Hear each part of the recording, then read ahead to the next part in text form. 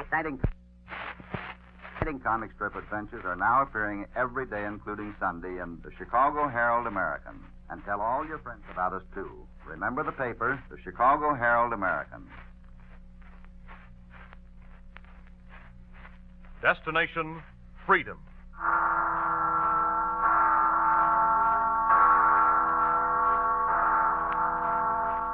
Listen.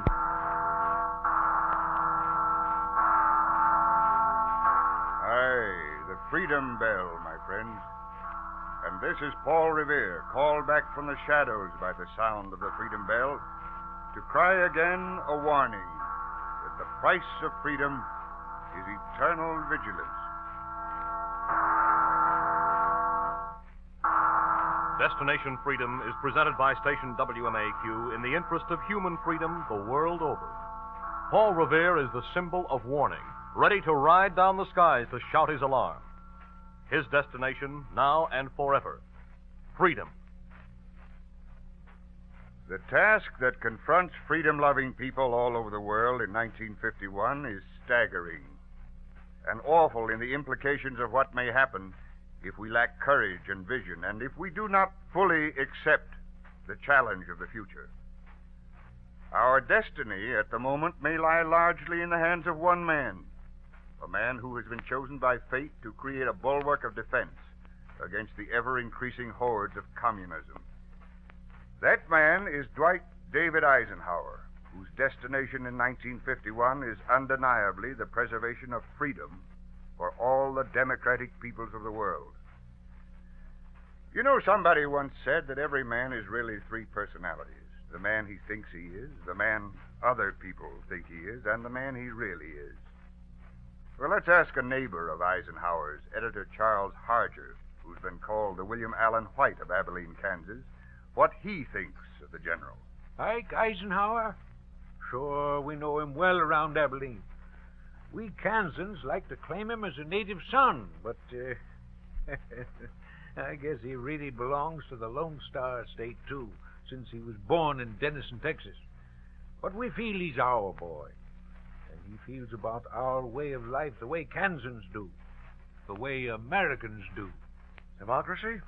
Look what it's done for me. Took me off a Kansas farm, gave me the best education in the world, gave me a chance to make a career for myself. That's an endorsement, all right, isn't it, of what he stands for? Yes, sir, Ike's a real American. Well, his forefathers came to the New World over 200 years ago to escape wars and religious persecution. And the general returned to Europe in the 1940s to lead a great crusade to free the old world from the tyrannies of our generation. And now he's got the job to do again. We're betting out here in Abilene that he's the man for the job. One day around the start of World War II, when he wasn't so prominent, I remember Eisenhower came back to Abilene for a short visit, and we met him at the station. Well, welcome back, Ike. Aye, you look burned up over something. Charlie, it's good to see you. Burned up? I am. I've just been talking to the worst bunch of isolationists you've ever seen. You're an editor, Charlie. Is that the way people feel? Abilene studies her history books, Ike, remember? But I'll admit we're pretty apathetic as a nation. A lot of folks still don't think we're going in. Not in? Why, we've been in for months. What about Lend-Lease? Don't they know what that means? We're providing the oil for the wick of freedom, Charlie. Yes, Ike. And we'll be afire ourselves before long, I'm afraid. People ought to know what's going on. Japan's been preparing for war for 10 years, and they're going to jump us one of these days, and we'll have nothing to fight them with. You don't sound much like a man getting ready to retire, Ike. You change your mind? Guess so. Thought this time I'd be moving back to Abilene for that little white house and garden and peace, but not right now. This country's going to need every soldier she can scrape up, so... But now that I've got that off my chest, let's hunt up some chow. Ike Eisenhower never was one to go spoiling for a fight. His method is to scotch it before it starts.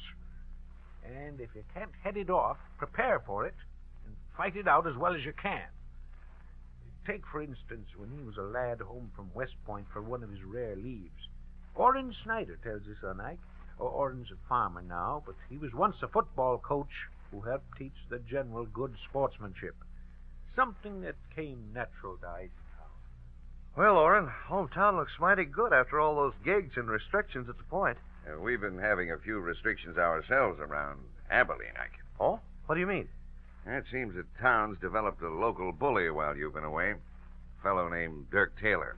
A heavyweight. Dirk? Mm-hmm. Oh, I know him. He was just a handyman, mowing lawns, doing odd jobs. What's got into him? He's a good fighter, and he knows it. Pretty cocky. He goes around making trouble. Says he can lick any man in Kansas. Now, the fact is, Ike, we've been badgered by this champion a little too long.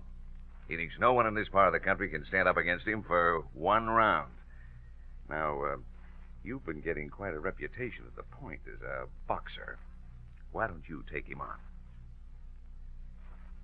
Well, Ike decided to do just that.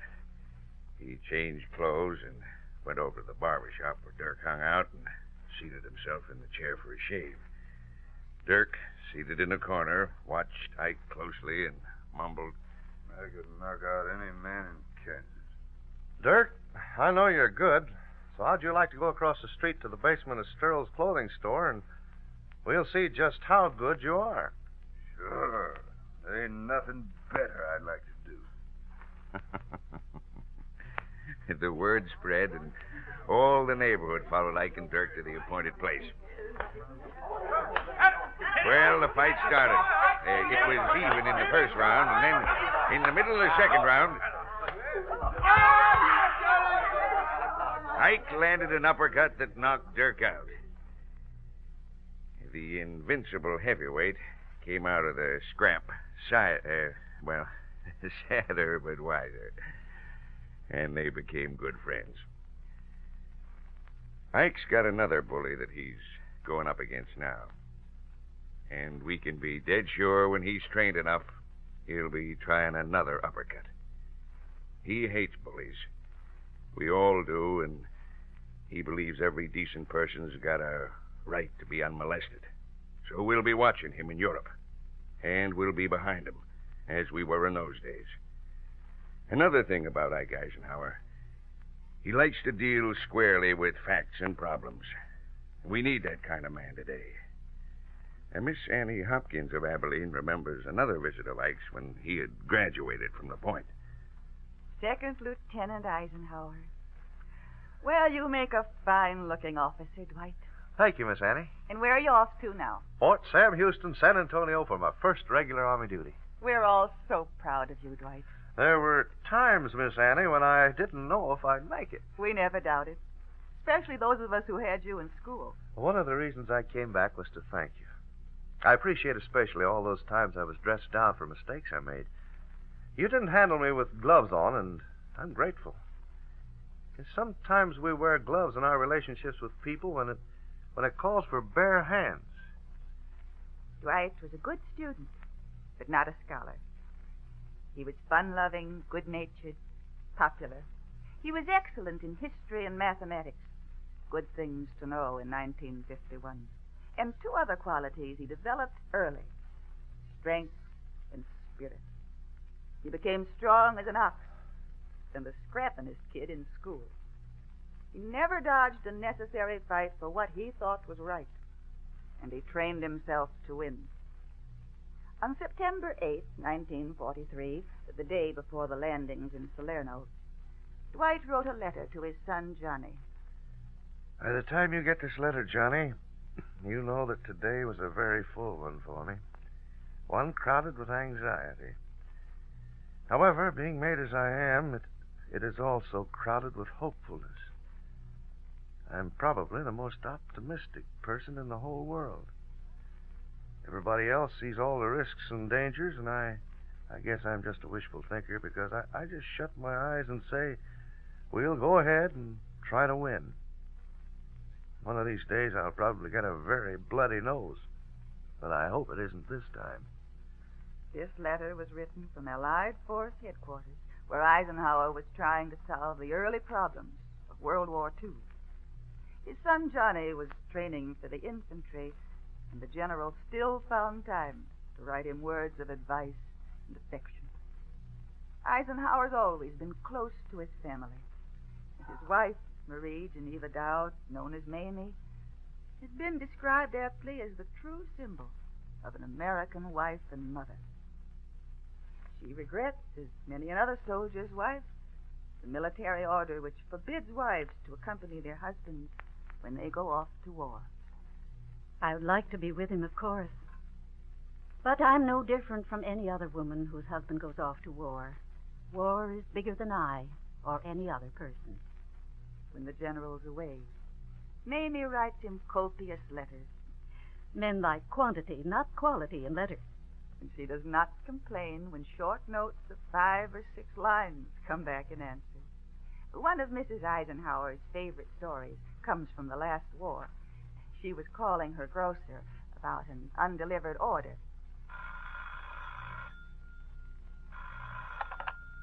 Hello? Yeah? This is Mrs. Eisenhower. I wonder if my order is ready. I called early this morning, and I've got to keep an appointment in a hurry. Could you rush my order over to me, please? Listen, lady, don't you know there's a war on? Mister, you're telling me.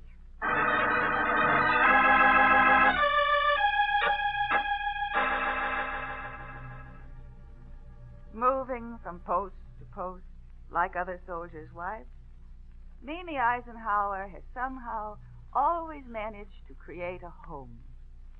But of course, she misses him. Nobody knows how I miss him. I miss hearing him talk. He's informed on almost everything. He's a brilliant conversationalist. I've lived with him and listened to him for 34 years, and he still fascinates me. But every other woman misses her husband, and every mother misses her son just as much. In this, we have everything in common.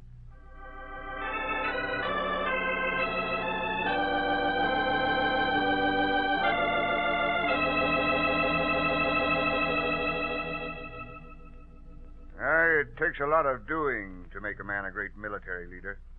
Doing that involves experience in the field and training at the Command and General Staff School, the Army War College, and the Army Industrial College.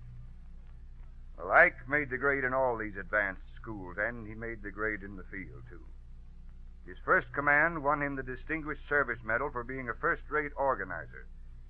He served 3 years in the office of the Assistant Secretary of War, and from 1933 to 1935, he served under General Douglas MacArthur in the office of Chief of Staff. 20 years of preparation were behind Ike, and he was ready and waiting for the toughest assignment the Army could find. Mamie, where are you? You home? What on earth happened? Mamie, my orders have come. Oh, put me down. Oh, what are you raving about? We're going to the Philippines. Really? When? Oh, you're joking. We'll never get out of Washington. That's what I thought. But we're going to the Philippines to set up a system of flying fields. Pack your bags. We're leaving almost yesterday.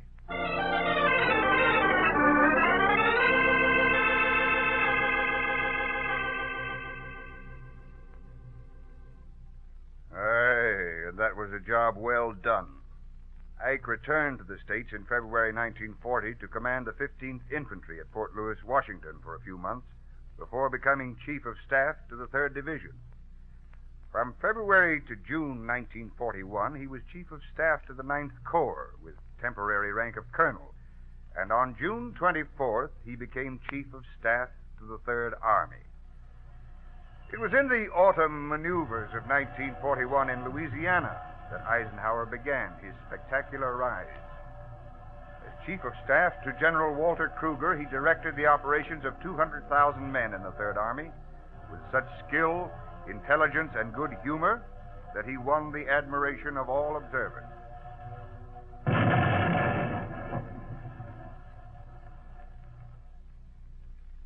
And that, gentlemen, is the last of the maneuvers. Ike, come into my tent a moment. I have good news for you. Here's a piece of paper I think it'll be of interest to you. Go on, open it.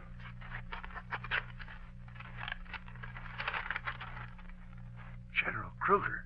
Yes, General Eisenhower. How does it feel to be a brigadier?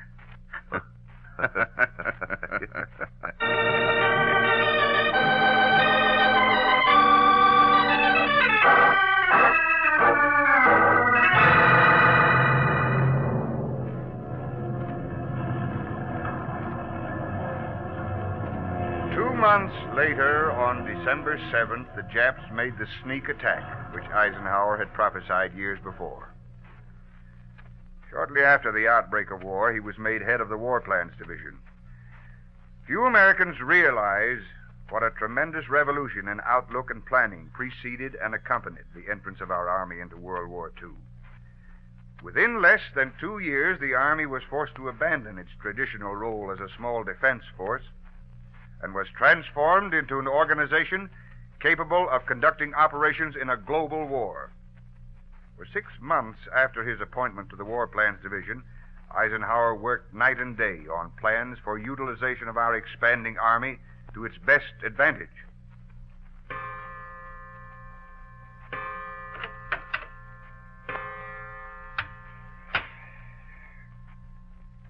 Is that you, Ike?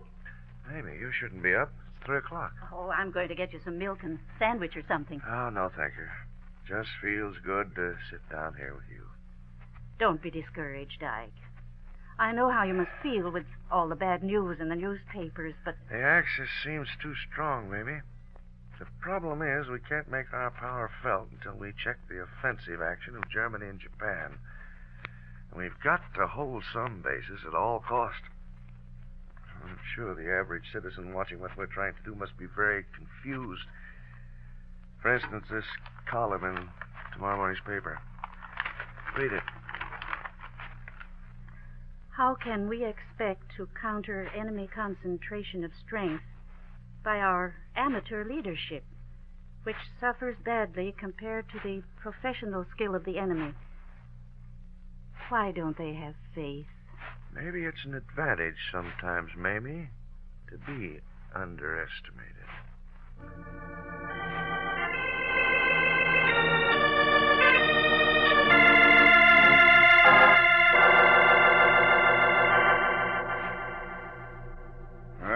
And our underrated American and British military leadership went on to bring about the great strategic surprise of November 8, 1942. That, combined with the El Alamein operation, caught the Axis off guard in North Africa. Then came the German disaster at Stalingrad, and the forces of freedom wrested the initiative from the Axis. England was the main outpost of freedom in Western Europe, and our plans for operation against Germany began there. After a chain of defensive outposts had been secured in the Atlantic, a headquarters for the European Theater of Operations was set up in London. To head this command, General Marshall chose Eisenhower. He arrived in London on June 4th, 1942. Tobruk has just fallen with a loss of 30,000 British troops. Rommel is advancing in Egypt, and before his momentum can be checked, further grievous losses in men and equipment will have to be suffered. I realize that defeatist sentiments are widespread. Therefore, I should like to create an atmosphere at this time for our European theater of operations. Defeatism and pessimism will not be tolerated at this headquarters. Any soldier or officer who cannot rise above the recognized obstacles and bitter prospects that lie in store for us has no recourse but to ask for a transfer. Those who don't will go home for reassignment.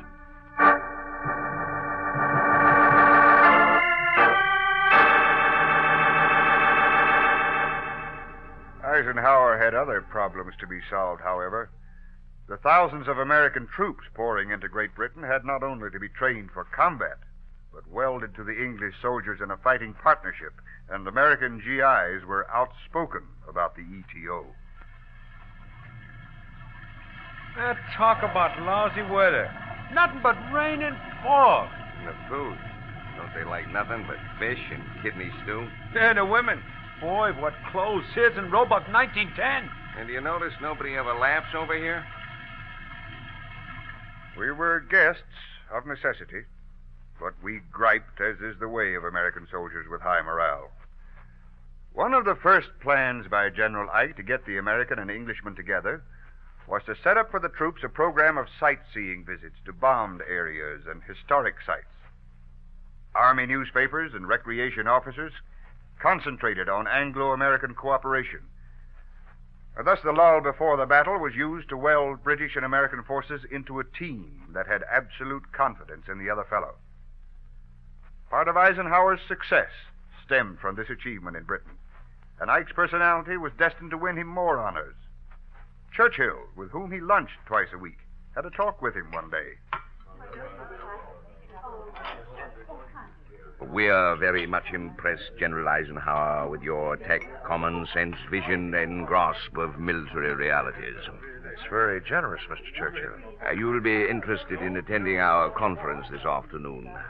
You can arrange to be present. Well, thank you, yes. We've found you to be a great friend of the British, and I think you'll find us to be a great friend of yours. See you at 3.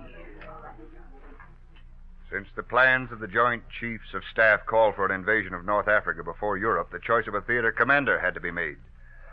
The smoothness and precision with which the ETO headquarters worked gave Churchill a measure of Eisenhower's efficiency as an administrator.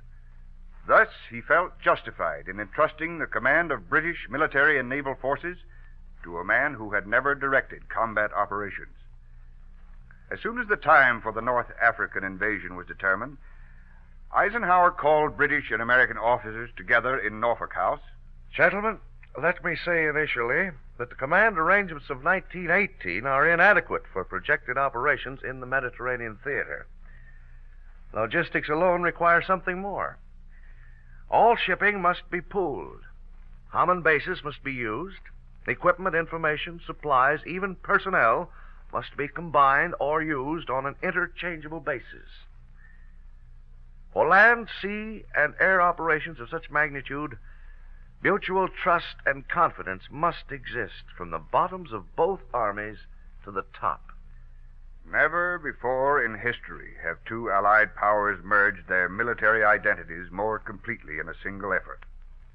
Time and again, Eisenhower nipped disagreements in the bud by getting both sets of offending officers together in the same room and forcing them to thrash out their differences.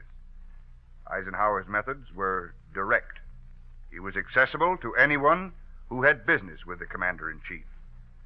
To nervous juniors tiptoeing around the office, Look, Lieutenant, you don't have to tiptoe around here. If you have anything to show me, bring it in. and again, Eisenhower insisted that reports be simple and direct. Ponderous memoranda were thrown back to the officers who wrote them with the remark, "This is too complicated for a dumb bunny like me. What's it all about?" The decision to invade French North Africa involved General Eisenhower in the most complicated amphibian operation in military history. But Eisenhower's idea of coordinated arms sliced into Axis power and won the victory in Africa. His crusade in Europe after a victorious invasion has been narrated in several excellent volumes. When victory had come on May 8, 1945, Eisenhower remarked, "Full victory in Europe has been attained. Working and fighting together in a single and indestructible partnership, you have achieved a perfection in unification of air, ground, and naval power that will stand as a model in our time. As we celebrate victory in Europe, let us remind ourselves that our common problems can best be solved in the same conception of cooperation and devotion to the cause of human freedom as have made this expeditionary force such a mighty engine of righteous destruction."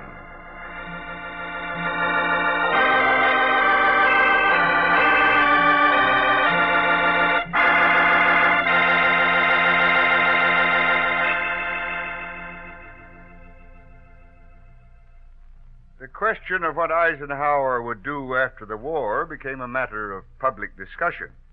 He served as Chief of Staff until 1948, when he was warned that he might be drafted as presidential candidate, to which he replied in typical Eisenhower language, I am not available for and could not accept nomination to high political office. My decision to remove myself from the political scene is definite and positive. There is nothing in the international or domestic situation which especially qualifies me for the most important office in the world. So it was that on June 7th, 1948, General Dwight David Eisenhower put aside his uniform and became the 13th president of Columbia University. His innovations at Columbia are well known, such as the forming of citizens' committees to study national and international problems. But perhaps he dreamed, too, now and then, of still going back one day to Abilene, to the little White House and garden and peace. But not right now. This country's going to need every soldier she can scrape up. So in February of 1949, General Ike left the comparatively quiet life at Columbia University and returned to serve his country as presiding officer to the Joint Chiefs of Staff. Quibbling was defeating unity in our defense planning. Aye, the old magic was still at work, and it brought success. The smiling directness, the ability to stand up to facts, to call a spade, reminded all Americans that here was a real champion of freedom, a modest, though determined champion of freedom. I'm probably the most optimistic person in the world. Everybody else sees all the risks and dangers, and I guess I'm just a wishful thinker because I just shut my eyes and say, we'll go ahead and try. Modesty is a great virtue. Then came the year of crisis, the year of decision, 1951, bringing with it a great need for calm leadership and sound planning, and the will to unite free nations in a common defense against encroaching barbarism. And again, General Ike said, Yes, I'll try. So General Ike is now occupied with his new job, to create a great unity among the free nations of Europe, to inspire them, to give them the will to face up to a fight if a bully begins aggression. Well, what of the future? What can the free nations say to a bully? There is power in our union and resourcefulness on sea, land, and air. Aroused and united, there is nothing which the nations of the Atlantic community cannot achieve. Let those who might be tempted to put this power to the test ponder well the lessons of history. The cause of freedom can never be defeated.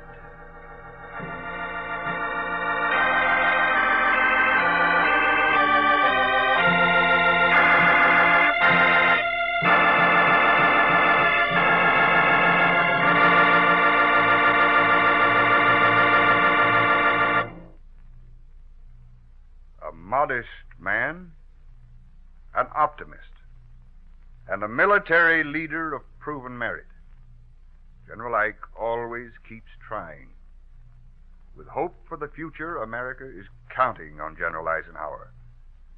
Aye, and the world is counting on him too, with but one desire, to take another step along the road to destination freedom.